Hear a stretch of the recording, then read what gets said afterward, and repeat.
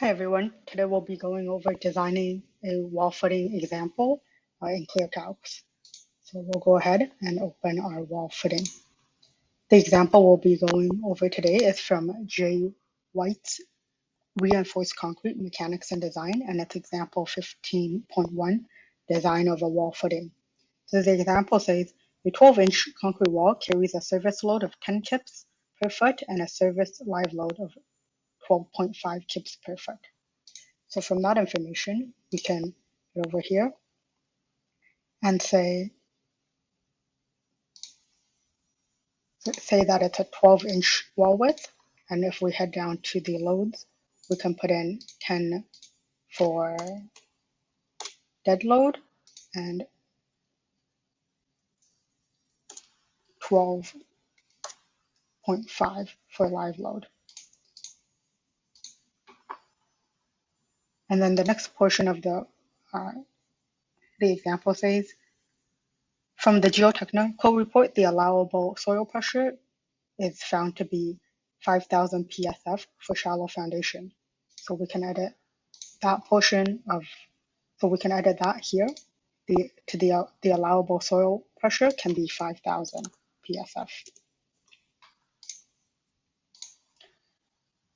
Then it says, design the wall footing to be based 5 foot below the final ground surface using an F prime C of 3,000 normal weight concrete and a rebar yield strength of 60 ksi.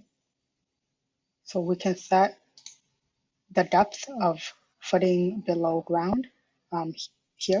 So instead of 2 feet, the question asks for 5 feet. So this footing is 5 feet below ground, and the concrete strength is to be set at 3,000 psi. 3,000, while the reinforcement yield strength is 60 ksi. So that's already noted here. Then we know that the question tells us that the soil density is 120 pounds per foot cubed.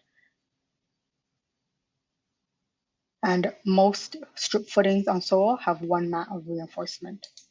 So here we can go to unit weight of soil. It is 120 pounds per cube foot. And this is all the input parameters of our footing. So now let's go ahead and design it. So we can see that we're failing a little bit in bearing. And in order to reduce that, we can actually just increase our footing width to 6 feet. And then it looks like we're failing in shear. So we can reduce our shear failure by increasing the footing thickness, so to 14 inches. And it looks like we're just passing. And so based on this design, we know that for this particular configuration, we want a 6 by 14 footing with number 5 at 10 inches of transverse reinforcement, and number 5 and 6 number 5s of longitudinal reinforcement. And we don't need top reinforcement, and that will be sufficient for the loads applied in this question.